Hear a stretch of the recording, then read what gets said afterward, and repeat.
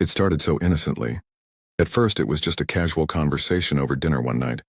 My wife, who had always shown an interest in my work but never really been involved, casually brought up the idea of a joint business venture. We'd been married for 6 years, and while we had shared a good life together, she had always been more focused on her own career and hobbies.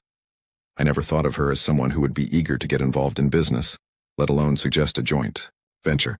She said it was a way for both of us to grow our assets, increase our wealth, and potentially create something we could hand down to our children someday. Her voice was soft and enthusiastic, and she outlined this vision of a future where our business would not only be financially lucrative, but would also give us both a sense of accomplishment. She painted the picture of us being business partners, driving each other forward, supporting one another through the ups and downs, and ultimately reaping the rewards of our hard work. At first, I was skeptical. I had always run my own business, and while she had a solid career, her involvement in anything beyond the household or her day-to-day job had been minimal. Still, I didn't want to dismiss her idea outright. After all, marriage is about compromise, and I'd always been open to her suggestions in the past, even if they seemed unconventional. Maybe this was a new chapter she wanted to explore, something to rekindle the energy in our relationship. I agreed to look into it, and we began to discuss possible industries and business models. I felt this was her way of trying to be more involved in our financial future, which I thought was a positive step. We agreed to take some time to research and see where we could fit in the market. Over the next few weeks, she became increasingly enthusiastic. She started sending me articles, business plans, and even introducing me to potential partners. It was clear that she was taking this seriously. She'd always been intelligent and had a good head for numbers, but this level of involvement felt strange. She was so determined, so laser-focused, and it was almost as if her ideas had taken over her. Every dinner conversation revolved around the business plan, and soon it was all I could hear. Yet at the same time, I couldn't shake the feeling that something wasn't quite right. There was a certain urgency in her approach, as if she had something to prove or something to gain. I remember one evening when she brought up the idea of investing a significant portion of our savings into this venture. She was adamant that the potential return would be worth it. I felt a knot form in my stomach.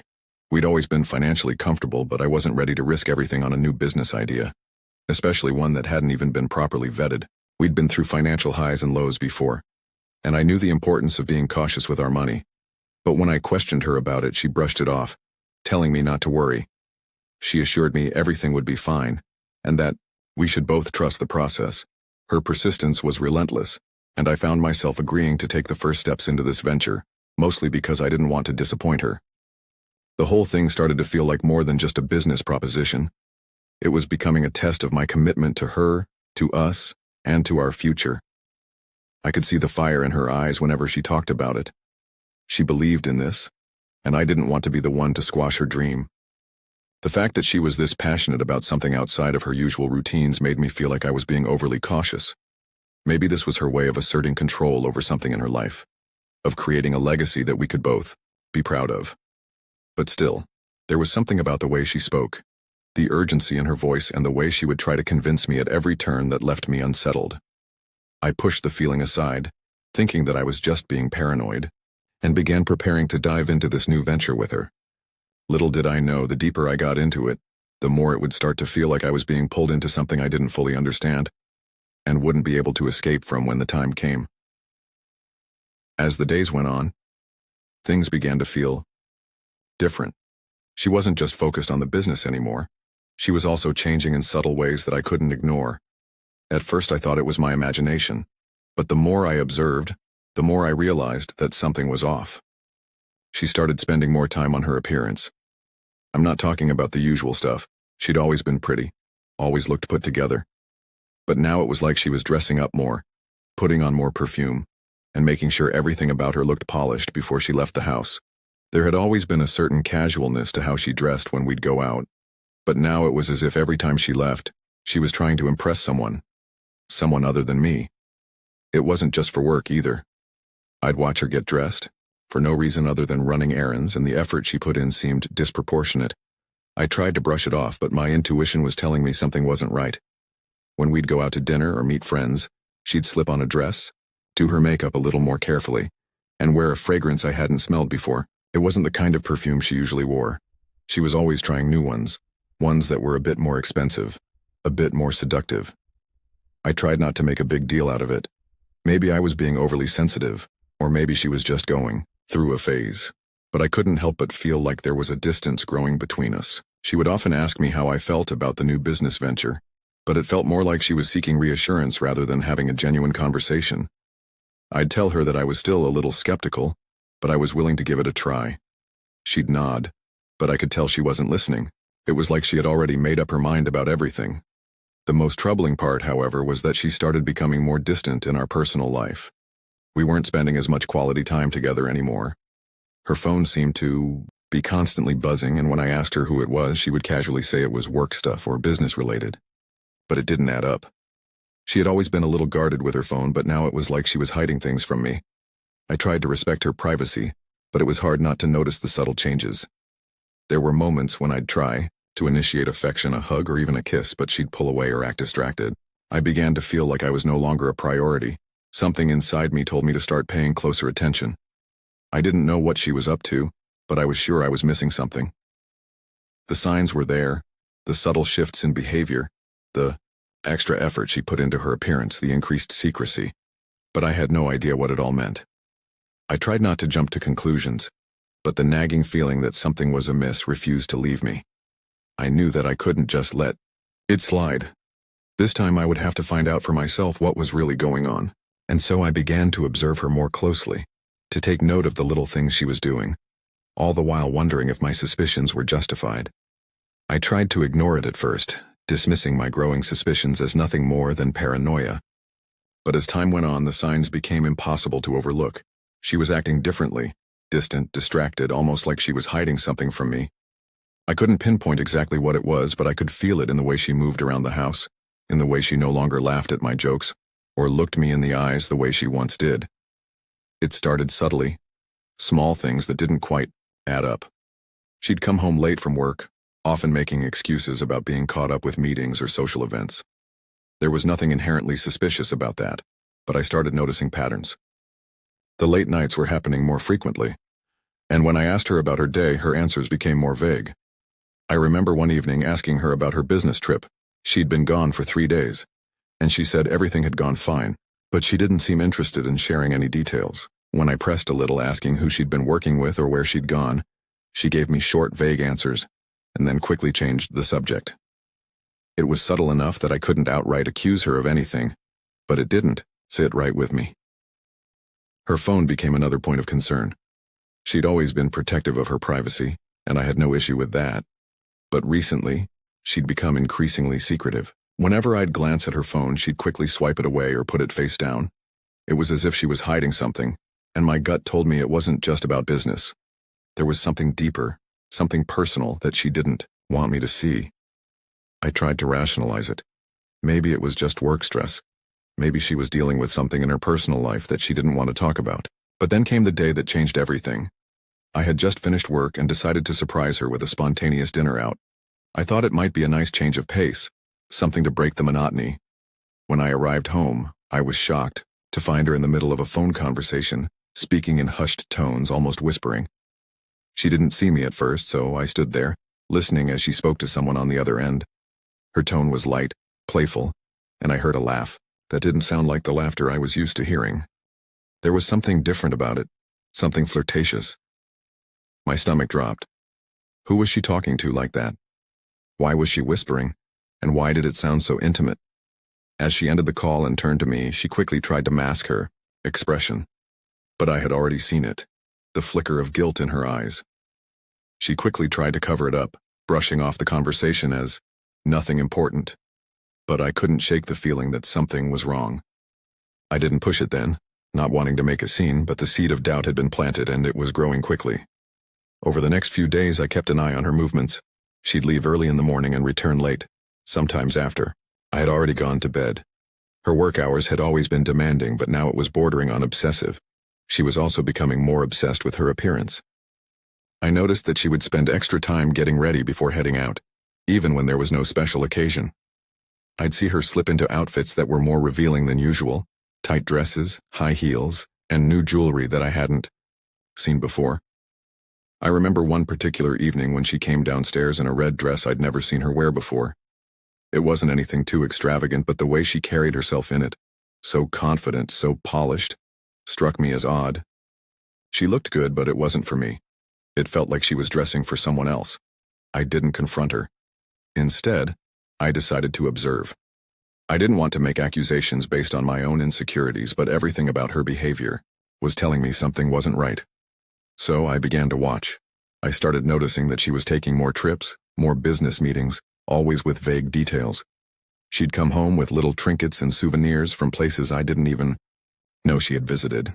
A few times I'd ask where she'd been and she'd give me a quick answer. Oh, just a quick meeting with a colleague. But it didn't add up. She was gone too often. The more I watched, the more I realized something was wrong, but I couldn't bring myself to confront her yet. There was something in the pit of my stomach telling me that I needed to dig deeper, to find concrete evidence before I could accuse her of anything. So I decided to take matters into my own hands. I wasn't going to be one of those people who let their suspicions ruin their life.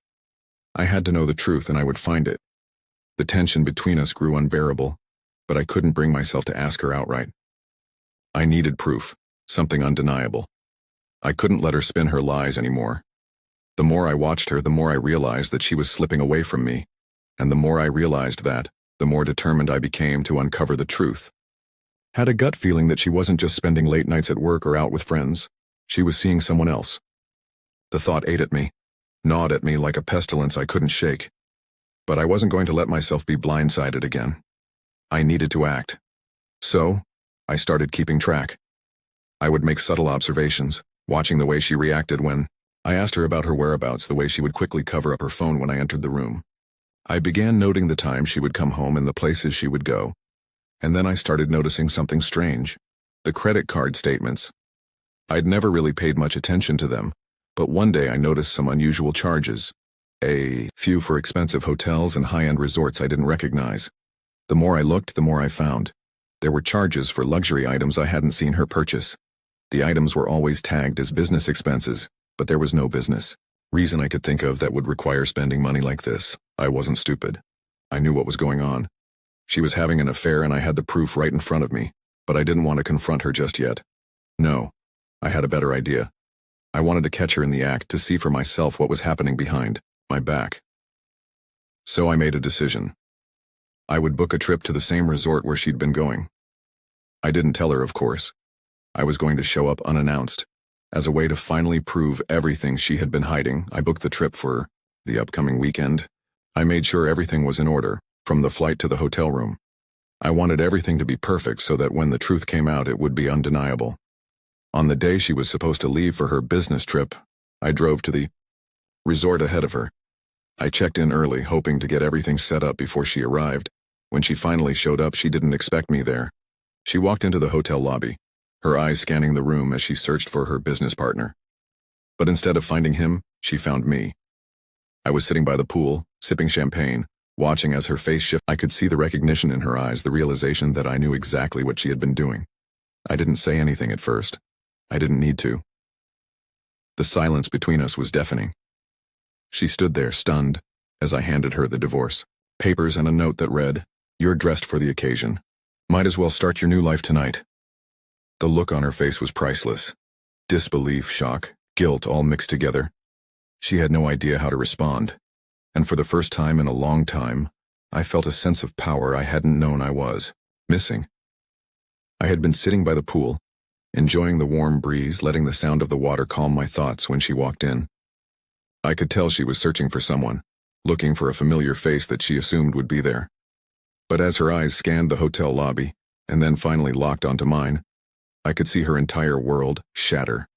The look on her face, completely frozen in shock, was something I would never forget.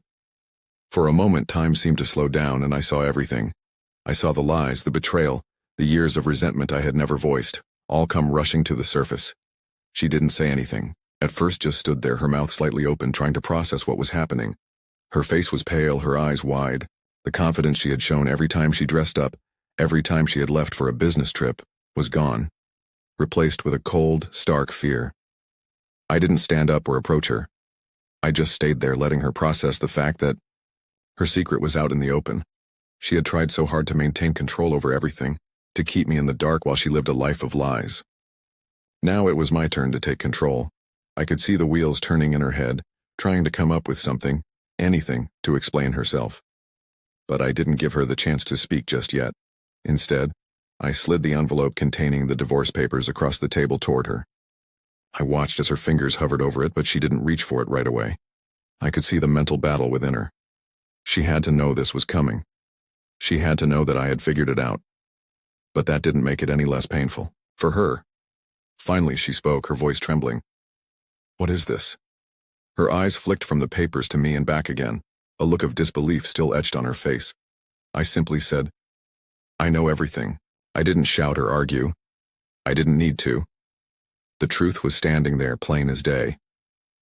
The silence between us was thick, almost suffocating. I could tell she wanted to explain herself, but there was nothing she could say that would change what had happened, what had been done. She had already made her choices, and now I was making mine. She picked up the papers, scanning them quickly, her hands shaking as she processed the legal jargon. I could see her face harden as she read, her expression turning into one of anger. "You're really doing this?" she asked, her voice filled with disbelief. "You're throwing everything away over something so small?"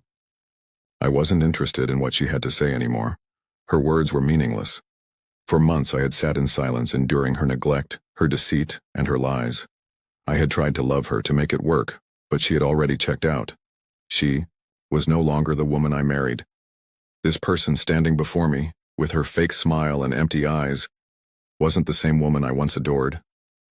I stood up slowly, not because I was trying to intimidate her, but because I wanted to make sure she saw that I had nothing left to say. I had already made my decision. The marriage was over. There was no going back. And as much as I had tried to hold on to the idea that love could fix things, I realized that this wasn't love anymore. It hadn't been for a long time.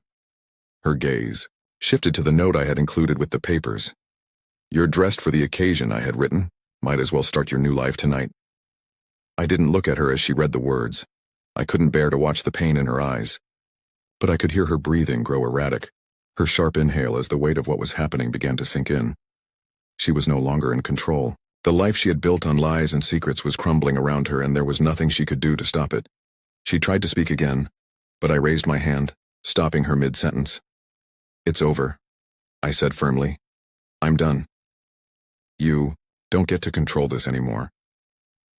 I didn't feel a rush of anger or relief. I just felt empty. I had spent so much time trying to keep this marriage together, but now I realized it wasn't worth saving. The foundation had been eroded from the start, and I had only been too blind to see it. I didn't need to hear her excuses, her apologies, or her promises to change. I had already heard them all, countless times before. They meant nothing now. I was done. She stared at me for a moment longer, her face a mix of shock, anger, and a faint hint of regret. But it was too late for regret. The damage had been done. I could see it in her eyes, the realization that the game was over. She had lost, and now she had to face the consequences. Without saying another word, I turned and walked away, leaving her standing there at the hotel lobby. I didn't look back. I didn't need to. I had taken control of my life again, and I wasn't going to let her manipulate me anymore. In the days that followed, I could feel the weight of the decision settling in. Divorce wasn't something I had ever imagined for myself. When we got married, I thought it was forever. I had been naive, believing that love would carry us through the hard times. But the truth was, I had been living in a fantasy world. I had ignored the signs, the cracks in our relationship, for far too long. It wasn't until she had pushed me to the breaking point that I finally realized how toxic things had become. The first few days after the confrontation were a blur. She tried to contact me several times, but I didn't pick up. I couldn't bring myself to listen to her voice. There was no more negotiation left. She had made her choices, and now she had to live with the consequences. I didn't want to hear her explanations or her tears. I didn't care about her guilt or her shame. All that mattered was that I was free. I filed the divorce papers, ensuring that she received nothing. No money, no assets, nothing. The way she had used me, the way she had treated me, it all came crashing down, and she had no one to blame but herself. I had been more than generous in the past, trying to keep the peace, trying to keep her happy. But it was clear now that my kindness had been taken for granted. She had always seen me as a resource, a convenient partner who could provide for her while she secretly lived another life. Well, that life was over, When the divorce was finalized, I felt an odd sense of clarity. I wasn't angry anymore. Not like I had been when I first discovered her betrayal. I was just tired. Tired of the lies, tired of the manipulation, tired of being second place in my own marriage. There was nothing left for me in that relationship, nothing worth fighting for. And now, I could move on. I could rebuild my life on my terms without her shadow hanging over me, but she wasn't done. She reached out one last time, sending me a long, pleading message. She apologized. She begged for forgiveness, asking me to reconsider. But I wasn't swayed. I had already made my decision. I had already taken back my life. And there was no going back. I moved on quickly. I didn't waste time wallowing in the past or in regret. I surrounded myself with friends, people who respected me and valued me for who I was, not for what I could do for them. I met someone new, a woman who saw me for who I truly was, not just the man I could provide for. And for the first time in a long time, I felt alive again. I felt like I had purpose, like I was worthy of love and respect. As for her, she tried to reach out a few more times. She sent messages, left voicemails, and even showed up at my doorstep once. But I ignored her. She had made her choices, and now she had to face them alone. She had built her life on lies, and now she had to live with the consequences. I'm happier now. I've moved on. And I'll never forget the lesson I learned from all of this. Never let anyone make you feel like you're not enough, because I am enough.